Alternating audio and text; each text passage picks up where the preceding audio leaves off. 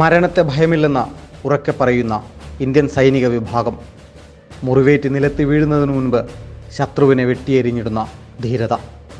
Gurkha regiment.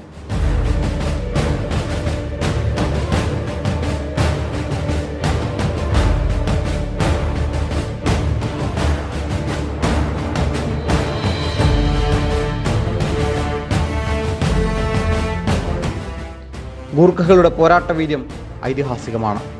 Indian സൈന്യത്തിൻ്റെ ഏറ്റവും അവിഭാജ്യ ഘടകമായ ഗൂർഖകൾ മറ്റുള്ളവരെ പോലെ ധൈര്യത്തിൻ്റെ പേരിലാണ് പ്രശംസിക്കപ്പെടുന്നത്. ഗൂർഖ റൈഫിൾസ് ഇന്ത്യൻ സൈന്യത്തിൻ്റെ ഏറ്റവും നിർഭയമായ റെജിമെൻറ്റുകളിൽ ഒന്നാണ്. സേനയുടെ ഏറ്റവും ധീരന്മാരായ പോരാളികളാണിവർ.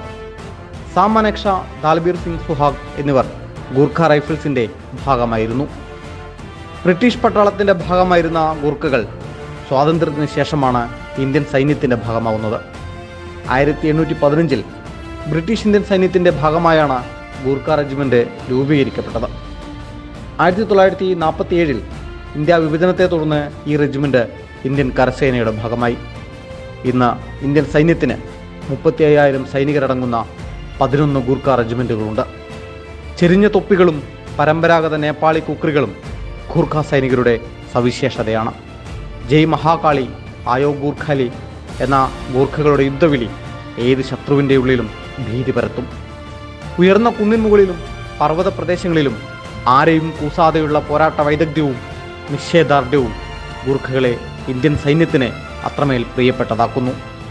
ശത്രുവിൻ്റെ നെഞ്ചിലേക്ക് ആഴ്ന്നിറങ്ങുന്ന 12 ഇഞ്ചോളം നീളം വരുന്ന കുക്രി ഈ സൈനിക വിഭാഗത്തിൻ്റെ പ്രധാന ആയുധമാണ്. നമ്മുടെ എല്ലാ പ്രധാന യുദ്ധങ്ങളിലും സംഘർഷങ്ങളിലും ഗൂർഖ റെജിമെൻറ്റ് പങ്കെടുത്തിട്ടുണ്ട്. പാകിസ്ഥാനെതിരായ 4 യുദ്ധങ്ങളിലും 1962 ചൈനയുമായുള്ള യുദ്ധത്തിലും ജമ്മു കാശ്മീരിലെ ഭീകരവിരുദ്ധ പ്രവർത്തനങ്ങളിലുമെല്ലാം ഗൂർഖ സൈനികർ ആരെയും ത്രസിപ്പിക്കുന്ന പോരാട്ടങ്ങളാണ് നടത്തിയിട്ടുള്ളത്. 1999 കാർഗിൽ യുദ്ധത്തിൽ കുത്തനെയുള്ള മഞ്ഞുമൂടിയ കൊടുമുടിയിൽ കയറുന്നതിലും ശത്രു ബങ്കറുകളെ നിർവീര്യമാക്കുന്നതിലും ഗൂർഖകൾ സുപ്രധാന പങ്കാണ് വഹിച്ചത്.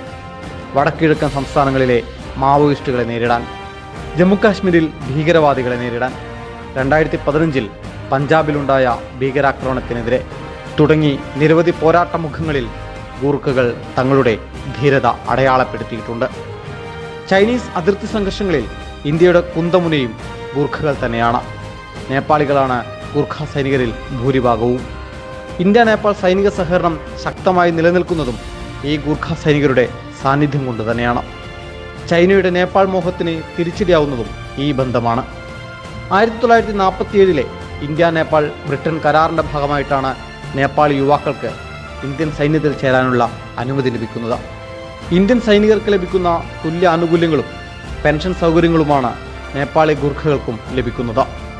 ഇന്ത്യൻ സൈന്യത്തിൽ ചേരുന്നത് ഇന്ന് നേപ്പാൾ യുവാക്കളുടെ വലിയ സ്വപ്നമാണ്. ഹിമാലയൻ മേഖലയിലെ ഹീറോകളാണ് ഗൂർഖകൾ. കഠിനവും ദുഷ്കരവുമായ പ്രദേശത്ത് അനായാസം പോരാടാൻ ഗൂർഖകൾക്ക് കഴിയും. ശക്തമായ മനക്കരുത്തും പ്രതിരോധശേഷിയും ശാരീരിക ശക്തിയും ഗൂർഖകൾക്കുണ്ട്. ചൈനീസ് സൈനികരെ സംബന്ധിച്ച് ഇന്നും ഇന്ത്യയുടെ ഗൂർഖ റെജിമെൻറ്റ് ഒരു പേടി സ്വപ്നം തന്നെയാണ്. യുദ്ധമുഖത്തെ ഇന്ത്യൻ പോരാട്ട വീര്യത്തിൻ്റെ മറ്റൊരു പേരാണ് ഗൂർഖ റെജിമെൻറ്റ്.